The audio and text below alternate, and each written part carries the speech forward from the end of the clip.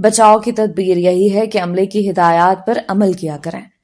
جب کہا جائے کہ نشست پر بیٹھے رہیں تو گواچی گاں یعنی کہ دا لاسٹ کاؤ کی طرح گھومنے سے اجتناب کریں۔ حفاظتی بند ہمیشہ باندھ کر رکھیں۔ سامان ہمیشہ کم سے کم جہاز کے اندر لائیں تاکہ اگر خدا نخواستہ ایسی صورتحال درپیش ہو تو یہی سامان آپ کا سر کھولنے میں آپ کی مدد نہ کرے۔ اب سفر کریں ذرا آپ کسی پرواز پر۔ خیر ایسی کوئی بات نہیں، یہ تحریر صرف آپ سب کو ڈرانے کے لیے ہی تھی۔ اللہ آپ کا حامی و ناصر ہو۔ جسم، مرضی اور بڑی مصیبت۔ اگر حساب لگائیں تو فضائے میزبانوں نے اپنی زندگی میں اتنے کھانے یعنی کہ میجر میلز چھوڑے ہوں گے جس کا شمار نہیں۔ کبھی ناشتہ نکل جاتا ہے تو کبھی دوپہر کا کھانا، کبھی عین رات کے کھانے کے وقت پرواز کی روانگی ہوتی ہے تو کبھی بالکل ناشتے کے وقت پرواز کراچی کے بجائے رحیم یار خان اتر جاتی ہے۔ ایسا نہیں کہ عملہ بھوکا پیاسا نوکری کر رہا ہوتا ہے، کیونکہ جہاز پر مسافروں کے ساتھ ساتھ عملے کے لیے بھی طعام کا خاطر خواہ انتظام ہوتا ہے۔ لیکن میں یہاں باقاعدہ بیٹھ کر سکون سے کھانے کی بات کر رہا ہوں۔ اس کی بنیادی وجہ پروازوں کے بدلتے ہوئے مختلف اوقات ہیں۔ زیادہ تر بیرون ملک روانگی کے لیے پروازوں کا وقت غیر انسانی ہونے کی وجہ یہ ہوتی ہے کہ منزل مقصود کے ہوائی اڈے پر ایئر لائن کے جہاز کو پارک کرنے کی جگہ کا کیا وقت دیا گیا ہے۔ اس کو انگریزی میں سلاٹ ٹائم کہا جاتا ہے۔ مثال کے طور پر اگر ایک پرواز نے لاہور سے ریاض جانا ہے تو ریاض کے ہوائی اڈے کی انتظامیہ وہ وقت متعین کرے گی کہ کب وہ پرواز ریاض کے ہوائی اڈے پر اترے گی، پارک ہوگی اور پھر نئے مسافر لے کر واپس لاہور کے لیے روانہ ہو سکے گی۔ اب ریاض کے ہوائی اڈے پر ریاض کے مقامی وقت کے مطابق صبح 5 بجے سے لے کر 7 بجے تک کا وقت یعنی سلاٹ ٹائم موجود ہے۔ چنانچہ لاہور سے اڑنے والی پرواز کو 2 چیزوں کا دھیان رکھنا ہوگا: لاہور سے ریاض کی مکمل اڑان کا وقت اور دونوں شہروں کے درمیان وقت کا فرق۔ جیسے کہ ریاض لاہور سے 2 گھنٹے پیچھے ہے۔ اب 5 بجے ریاض پہنچنے کے لیے پرواز کو لاہور سے رات 2:30 بجے تک اڑان بھرنی ہوگی، کیونکہ راستہ بھی تقریباً 4 گھنٹے 30 منٹ کا ہوتا ہے۔ اب فضائی عملے کی بات کر لیتے ہیں کہ جسے اس پرواز پر ڈیوٹی دینی ہے۔ پرواز سے 3 گھنٹے پہلے گھر سے چلنے کا مطلب ہوا کہ 11:30 بجے رات گھر سے نکلنا ہوگا۔ اس سے پہلے اگر ڈٹ کر کھا لیا تو زیادہ نیند آئے گی رات کو، اور نہیں کھایا تو طبیعت عجیب سے رہے گی۔ لہٰذا عملے کو کھانا کھانے میں میانہ روی اختیار کرنی پڑے گی۔ رات گئے کی پروازوں پر ویسے بھی باقاعدہ کھانا کھانے کا دل نہیں کرتا تھا، چنانچہ میں کبھی سنیکس اور کبھی چاکلیٹ وغیرہ سے کام چلا لیا کرتا تھا۔ کھانے کے وقت کھانا نہ کھانا اور سونے کے وقت جاگتے رہنا اس نوکری کا خاصہ ہے۔ چونکہ یہ گھنٹہ نوکری ہے یعنی گھنٹوں کے حساب سے چلتی ہے، لہٰذا جہاں گھنٹہ شروع یا ختم ہوگا وہیں آپ کا گھنٹہ بھی بچ جائے گا۔ اب یہ آپ کی قسمت ہے کہ وہ گھنٹہ کھانے کے وقت بچتا ہے یا سونے کے وقت۔ اچھا، بعض اوقات یہ بھی ہوتا ہے کہ گھنٹہ ایسے وقت پر بچ جاتا ہے جو کھانے کے بعد سونے کا ہوتا ہے۔ یہاں عملے کو ایک اور مشکل درپیش ہوتی ہے، کھانے کے بعد فوراً سے سو جانے والی۔ یہ مسلسل عمل صحت کے لیے تو مضر ہوتا ہی ہے، ساتھ ساتھ جسمانی ساخت کو بگاڑنے میں بہت مددگار ثابت ہوتا ہے۔ فضائی عملہ چونکہ کسی بھی ایئر لائن کے سفیر کے طور پر جانا جاتا ہے، لہٰذا اراکین یہ کوشش کرتے ہیں کہ اچھے اور عمدہ نظر آئیں۔ اسی طرح ایئر لائن بھی عملے کے اراکین کے سالانہ طبی معائنے کے ساتھ ساتھ وزن کو بھی نظر میں رکھتی ہے، جس کو عرف عام میں BMI کہا جاتا ہے۔ اس کا مطلب تو باڈی میس انڈیکس ہے، لیکن میں اپنے ساتھیوں کے لیے اسے ہمیشہ بڑی مصیبت آئی کے نام سے یاد کرتا تھا۔ خدا کا شکر ہے مجھے کبھی وزن بڑھنے کا مسئلہ نہیں رہا، بلکہ مجھے تو اکثر یہ کہا جاتا تھا کہ بیٹا آپ کھایا پیا کریں۔ اور میں جی بالکل کہہ کر اپنی راہ لیتا۔ ظاہر ہے ہر ایک کا جسم اس کی مرضی کے مطابق چلتا ہے۔ ورزش کرتے ہیں تو بھلے زیادہ کھا لیں، ورنہ سرزنش کریں اپنے آپ کو اور کم کھائیں۔ قانون نافذ کرنے والے اداروں کے بعد غالباً یہی نوکری ہے کہ جس میں سمارٹ اور فٹ رہنے پر زور دیا جاتا ہے۔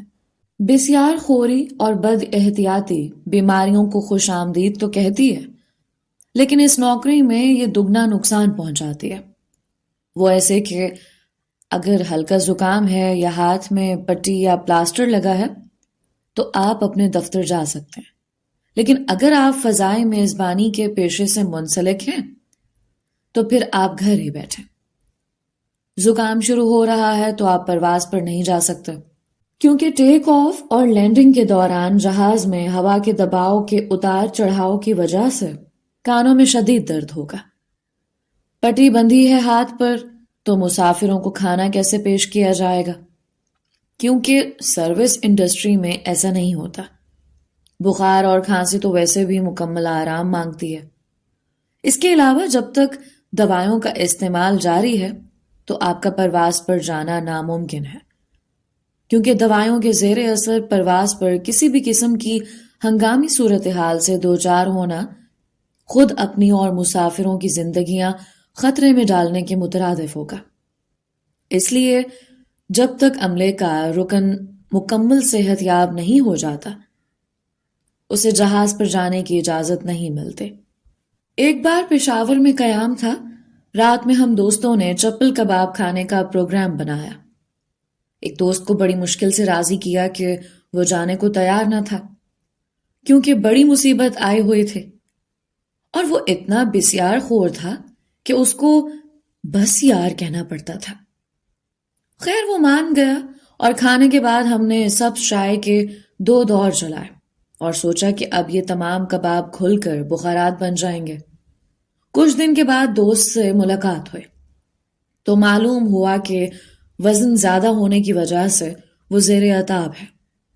ایک غیر حلال جانور کے کبابوں سے اس نے ہم سب ساتھیوں کو تشبیہ دی کہ ہم نے اسے اس دن چپل کباب کھانے پر کیوں اصرار کیا، جس کے بعد ہم نے اپنے دفاع میں بس اتنا کہا کہ بھائی کم کھا لیتے کباب، تمہارا جسم تمہاری مرضی۔ انشا جی اٹھو پھر چین چلو۔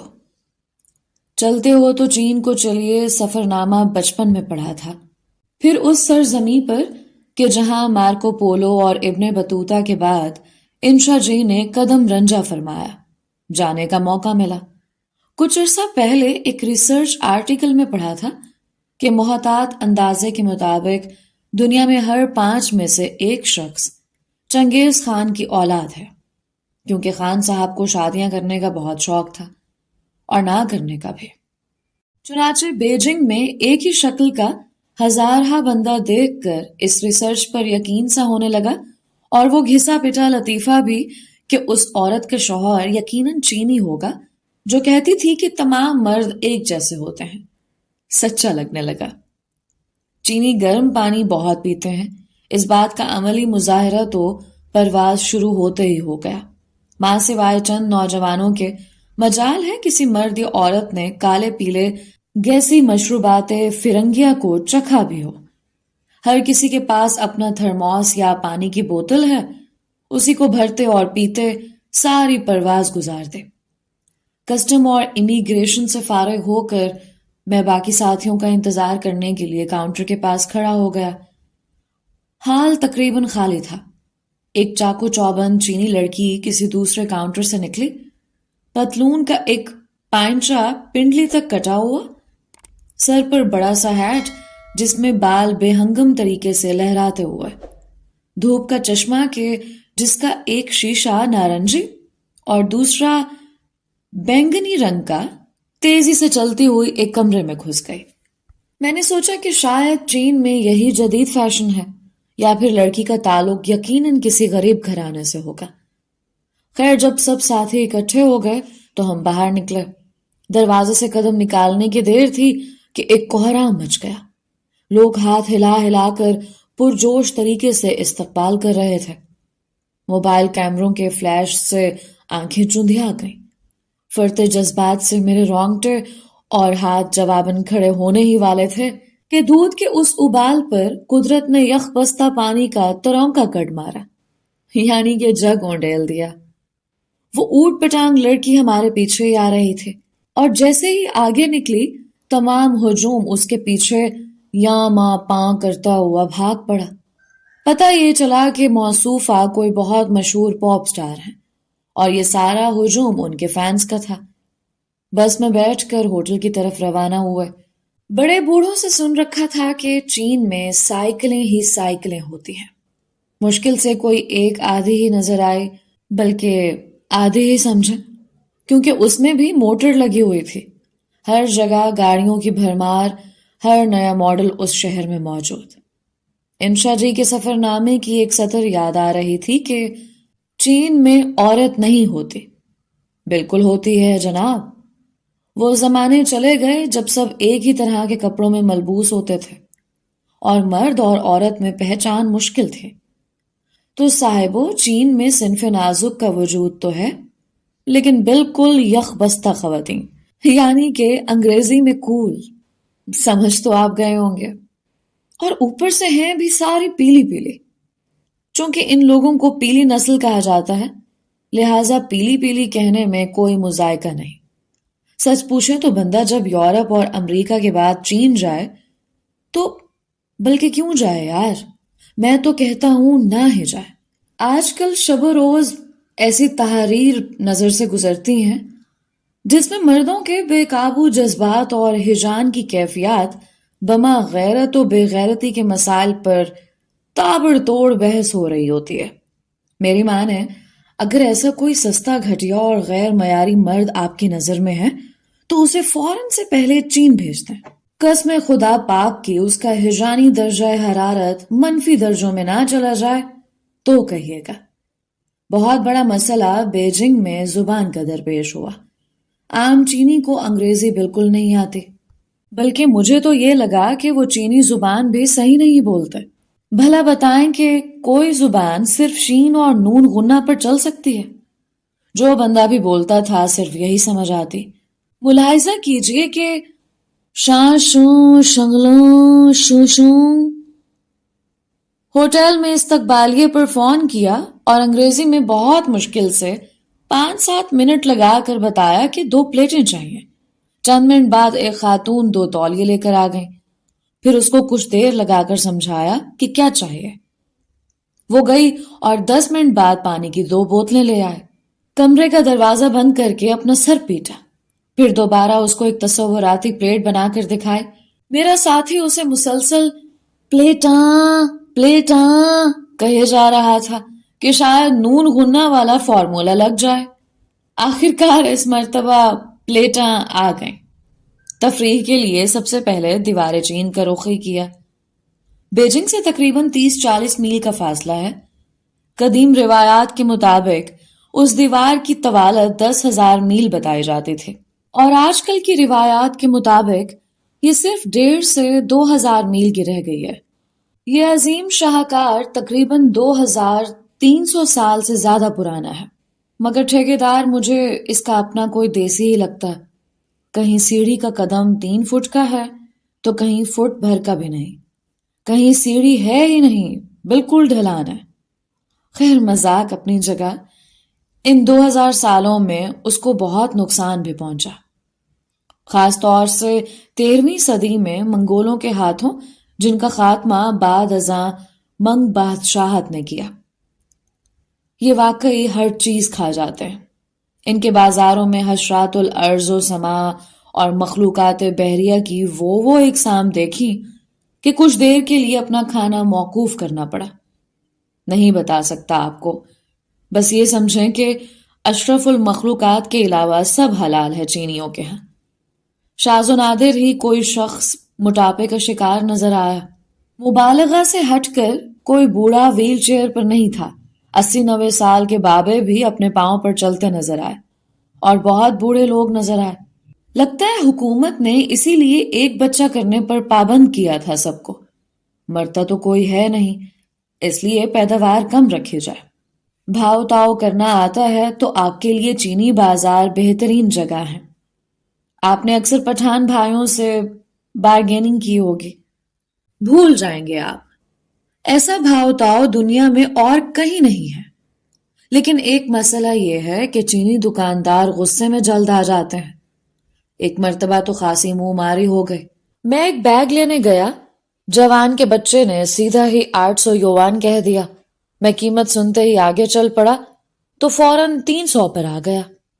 خیر جب میں وہ بیگ 40 یوان کا لے کر ہوٹل پہنچا تو پتہ چلا 5 زیادہ دے آیا ہوں. ایک اور ساتھی وہی بیگ 35 یوان میں لے کر آئے ہیں. مجھے لگتا ہے دنیا بھر میں زیادہ تر کانٹریکٹ بھی اسی لیے چین کو مل رہے ہیں. یہ 2 ارب مانگتے ہوں گے اور کچھ دیر بعد 50 لاکھ میں معاملہ تھا. ہمارا کریش کرتا ہوا ہوائی جہاز اور معصوم حاجی. اپنا سامان چھوڑ دیں، دروازے کی طرف آئیں، جہاز سے باہر نکلیں، جہاز سے نکل کر دور چلے جائیں. یہ وہ سارے جملے تھے جو میں اپنے ذہن میں اس وقت دہرا رہا تھا جب جہاز نقطۂ پرواز پر پہنچ کر پوری قوت سے رکنا شروع ہو گیا.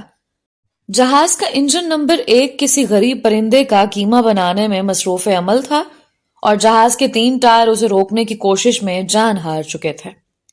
ہنگامی حالات سے بچ نکلنے اور مسافروں کو ان سے نکالنے کی ساری تربیت دماغ میں گھومنے لگے اور اچھا خاصا چکرا گئی. ایک کونے سے یہ آواز بھی آئی کہ بیٹا آج تو لگ پتا جائے گا. اگر یہ کوئی فلم ہوتی تو 10-15 فٹ دور سے کیمرہ تیزی سے حرکت کرتا ہوا سیدھا میری پھٹی ہوئی آنکھوں کا کلوز اپ لیتا اور پھر میرے وحشیانہ صوتی اثرات کو فلم بند کرتا.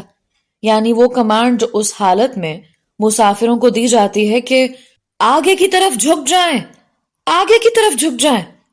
میری نشست بالکل مسافروں کے منہ کے سامنے تھی، یعنی کہ فیسنگ پیسنجرز.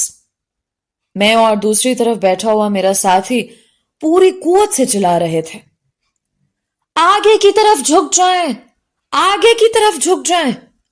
کیونکہ کسی بھی طرح کے خطرناک جھٹکے سے بچنے کے لیے یہ حفاظتی پوزیشن بہت اہم ہوتی ہے، جس کو عرف عام میں بریس پوزیشن بھی کہا جاتا ہے. صورتحال یہ تھی کہ میں اپنی نشست میں پیچھے کی طرف دھنستا جا رہا تھا اور مسافر بیٹھے بیٹھے آگے کی طرف جھکتے جا رہے تھے، لیکن خود نہیں، جہاز کی بریکس کے دباؤ کی وجہ سے.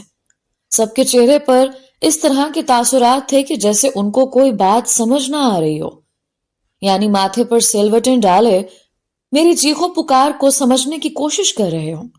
اس کی وجہ وہ میں بتاتا ہوں آپ کو.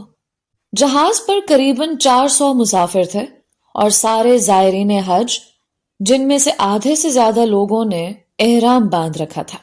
شاید ہی کوئی ایسا ہو جس نے پہلے کبھی جہاز پر قدم تو کیا قریب سے دیکھا بھی ہوگا. 99% ان لوگوں میں وہ شامل ہوتے ہیں جو پہلی اور آخری بار جہاز کا سفر کرتے ہیں. گاؤں اور دیہات سے آئے ہوئے ان لوگوں کے سوالات معصومانہ اور عجیب و غریب ہوتے ہیں. ایک صاحب جہاز کے جملہ ہائے بیت الخلاء کی چھان بین کرنے کے بعد ہمیں مرکزی کمیٹی برائے بیت الخلاء کا امیر سمجھ کر ہائے ہائے کرتے ہوئے گویا ہوئے کہ اس جہاز پر سارے انگریزی بیت الخلاء کیوں ہیں، دیسی بیت الخلاء کیوں نہیں. عرض کی کہ حضور کمپنی اسی طرح جہاز بنا کر بیچتی ہے. کہنے لگے یہ بالکل غلط بات ہے، ہم ہمیشہ سلیپر میں سفر کرتے ہیں اور وہاں دونوں طرح کے بیت الخلاء ہوتے ہیں. ہم نے جھٹ سے ایک کاغذ قلم پکڑا اور اس پہ کچھ لکھا، پھر ان کو تسلی دی کہ آپ بے فکر رہیں، ہم بوئنگ کمپنی کو لکھ کے بھیجیں گے کہ آئندہ جہاز پر اگر دیسی بیت الخلاء نہ بنائے تو ہم آپ سے جہاز نہیں لیں گے. ایک صاحب دوران پرواز پوچھنے لگے کہ بیٹا جہاز ہوا میں کھڑا کیوں ہے، چل کیوں نہیں رہا. کافی ارک ریزی کے بعد ان کو سمجھا پائے کہ ان کو ایسا کیوں لگ رہا ہے کہ جہاز ایک جگہ پر کھڑا ہے. ایک اور حضرت دوران پرواز تشریف لائے اور کہنے لگے بھائی باہر بارش ہو رہی ہے، جہاز کو کوئی خطرہ تو نہیں. اس وقت رات کے 3 بج رہے تھے. ایک لمحے کو تو میں بھی گڑبڑا گیا کہ 35,000 فٹ کی بلندی پر کون سی بارش ہو رہی ہے. عرض کی کہ جناب ایسا ممکن نہیں. لبیک اللہم لبیک کا ورد کریں اور اپنی نشست پر جا کر حفاظتی بند کس کر باندھ لیں. بارش ہو بھی گئی تو آپ کا کچھ نہ بگاڑ پائے گے. خیر بات ہو رہی تھی ہنگامی حالت کی. جہاز رکنے کا نام ہی نہیں لے رہا تھا. ایسا محسوس ہو رہا تھا کہ جیسے ہزاروں ٹن وزنی جہاز ہوائی اڈے کی آخری دیوار کو بھی توڑتا ہوا آبادی میں جا گھسے گا. انگریزی کی ایک کہاوت اگنورینس از بلیس مجھے اس صورتحال پر منطبق ہوتی نظر آ رہی تھے. وہ ایسے کہ میں اس وقت تقریباً 120 سے زائد مسافروں کو بیٹھے ہوئے بیک وقت دیکھ سکتا تھا. ان میں سے کسی کے وہم و گمان میں بھی یہ بات نہیں تھی کہ جہاز کو کوئی ہنگامی حالت درپیش ہو سکتی ہے، یا یہ کہ اگر ہنگامی اخراج ضروری ہوا تو جان بچانے کے لیے احرام کو سمیٹتے ہوئے جہاز کے دروازے سے نکلی ہوئی ربڑ کی سلائڈ پر پھسلتے ہوئے نکلنا پڑے گا. ہماری چیخ و پکار سن کر کافی لوگوں کی تسبیح تو رک گئی، لیکن ان کو سمجھ پھر بھی نہ آئی کہ ہم چیخ چیخ کر آگے کی طرف جھکنے کو کیوں کہہ رہے ہیں. خیر جہاز رکا. عملے نے حفاظتی بند کھلوائے اور مسافروں کو بیٹھے رہنے کے لیے ہدایات دیں. بیٹھے تو وہ پہلے ہی ہوئے تھے. ایک مسافر بھی اپنی جگہ سے نہیں اٹھا. حالانکہ آپ نے نیشنل جیوگرافک کی بہت ساری ڈاکیومنٹریز میں دیکھا ہوگا کہ ہنگامی حالت کے دوران مسافر پریشانی میں کیا کیا نہیں کرتے. خاص طور پر اگر زیادہ پڑھے لکھے لوگ ہوں تو غدر کی سی کیفیت ہو جاتی ہے. ہر کوئی اپنا سامان نکالنے کے چکروں میں ہوتا ہے اور اپنے ساتھ دوسروں کو بھی لے ڈوبتا ہے. اس کے برعکس یہاں ٹھنڈ پروگرام تھا. ہمارے ہاتھوں کے طوطے چڑیاں مینائیں سب اڑ چکے تھے. ادباغ چہاردہ کے بلب ایک ایک کر کے پھٹتے جا رہے تھے، لیکن زائرین حج اتنے سکون میں تھے کہ جیسے جہاز محو پرواز ہے. ایک سوال داغا گیا کہ بھائی جان جہاز اڑ گیا ہے یا رک گیا ہے؟ سب لوگ یہ سمجھ رہے تھے کہ شاید جہاز میں اسی طرح ہوتا ہے. پہلے یہ لوگ خوب شور مچاتے ہیں اور اس کے بعد کھانا دیتے ہیں. شور تو ان سب نے خوب مچایا ہے، بس اب کھانا آیا کہ آیا. مجھے ہنگامی حالت پیدا ہو جانے کی صورت میں جہاز سے نکلنے کے لیے ایک دروازہ تفویض کیا گیا تھا. تربیت کے مطابق میں نے پورا طریقہ کار دہرایا. کھڑکی سے باہر دیکھا کہ آگ تو نہیں لگی ہوئے. اگر کھولنا پڑا تو باہر نکلنے کے لیے محفوظ ہے. ذہن میں دروازے کا نمبر دہرایا اور کپتان کی کمانڈ کا انتظار کرنے لگا. شکر خدا کا کہ ہنگامی اخراج کی ضرورت پیش نہیں آئی. کپتان نے اعلان کیا کہ واپس ہوائی اڈے کی طرف جا رہے ہیں. جہاز تبدیل ہوگا اور پھر مسافروں کو دوسری پرواز کے ذریعے جدہ بھیجا جائے گا. حاجیوں کو حج سے متعلق معلومات دینے والے اداروں اور کمیٹیوں سے درخواست ہے کہ دعاؤں اور مناسک حج کی تربیت دینے کے ساتھ ساتھ سب لوگوں کو تھوڑا بہت جہاز کے سفر کے متعلق بھی آگاہی دیں. خصوصی طور پر ہنگامی حالات کے بارے میں ایک چھوٹا سا کورس ضرور رکھا جائے، کیونکہ نامساعد حالات ہوٹل میں بھی درپیش ہو سکتے ہیں. عمرہ زائرین کی چند غلطیاں. جدہ کی پرواز پر دو طرح کے لوگ سفر کرتے ہیں. ایک وہ جو کہ زائرین ہوتے ہیں اور دوسرے وہ جو وہاں پر نوکری کرتے ہیں اور ان کے پاس اقامہ ہوتا ہے. جہاز رکنے کے بعد اکثر اقامہ کے حامل افراد کو جہاز سے پہلے اتارا جاتا ہے اور اس کے بعد زائرین کی باری آتی ہے. ایک بابا جی کو دیکھا جو کہ زائرین کی قطار میں شامل تھے، لیکن انہوں نے احرام نہیں باندھا ہوا تھا. حالانکہ جب جہاز میقات کے مقام سے گزرتا ہے تو 2 مرتبہ اعلان کیا جاتا ہے. ایک مرتبہ آدھے گھنٹے پہلے اور دوسری مرتبہ 5 منٹ پہلے. میں نے احتیاطاً پوچھا کہ کہیں وہ اقامہ والے افراد میں شامل نہ ہو، لیکن وہ عمرہ کرنے ہی آئے تھے. میں نے ان کو الگ لے جا کر سمجھایا کہ یہ ایک مسئلہ ہے اور کسی عالم سے پوچھنا بہتر رہے گا کہ اب آپ کو کیا کرنا چاہیے. میں ان کو الگ سائٹ پر اس لیے لے گیا کہ مسلمانوں کی مچلتی مسکراہٹیں ان کا تمسخر اڑانے کو تیار تھیں. ایسے موقع پر ہر کوئی عالم بن جاتا ہے چونکہ اسلام خطرے میں پڑ جاتا ہے. ایک گزشتہ تحریر میں بھی عرض کر چکا ہوں کہ عمرہ زائرین کے لیے بھی معلوماتی پروگرام تشکیل دینے چاہیے جن میں ان کو عمرہ کی ادائیگی کے بارے میں مکمل معلومات فراہم کی جا سکیں. آج کل تو 3D پریزنٹیشنز کا زمانہ ہے. ایک معلوماتی پریزنٹیشن بنا دینا کون سی مشکل بات ہے. اگر حکومت کی طرف سے پاکستان کی ہر زبان میں ڈب کر کے ایک معلوماتی ویڈیو بنا کر وائرل کر دی جائے تو کتنا اچھا ہو. جس طرح قصیدہ بردہ شریف آج کل ہر زبان میں زبان زد عام ہے، اسی طرح پنجابی، سرائکی، پھوٹواری، بروہی اور پشتو میں ایک ویڈیو بنا کر کیوں نہ لوگوں کے لیے آسانی پیدا کر دی جائے. نیتیں خدا ہی جانتا ہے. بہت لوگوں کے لیے VIP عمرہ کرنا کوئی بڑی بات نہیں ہوگی، لیکن کچھ لوگ واقعی ایسے ہوتے ہیں جو ساری عمر پیسہ جوڑتے ہیں اللہ کے گھر جانے کے لیے.